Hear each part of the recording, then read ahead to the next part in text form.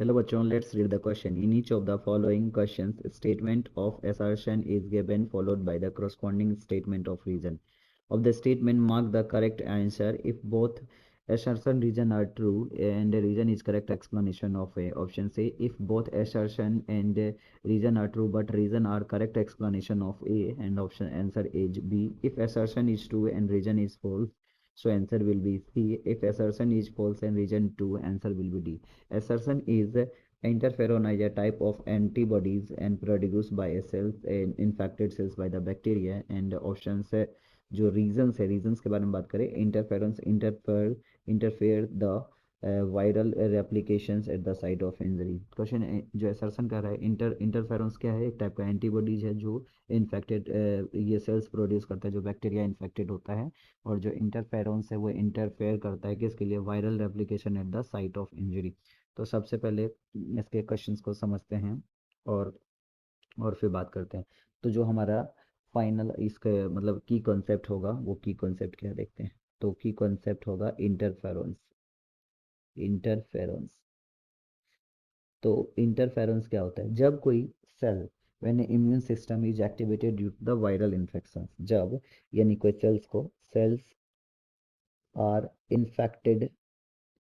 Infected with virus, जब कोई sales virus से इन्फेक्ट होता है तो इम्यून सिस्टम से एक क्या है, प्रोटीन्स रिलीज करता है, और उस प्रोटीन्स का नाम है ग्लाइकोप्रोटीन्स जो होता है। ये ग्लाइकोप्रोटीन्स का क्या नाम होता है?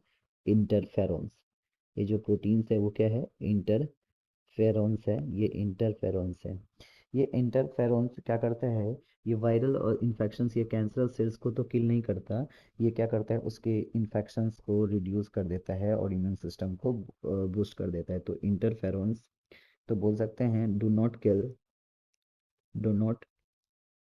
किल the viral or cancerous cell, do not kill the virus or cancerous cell, but they boost the immune system. ये क्या करता है?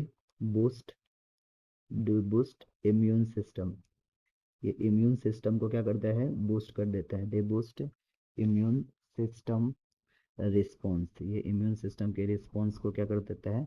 बूस्ट कर देता है। एंड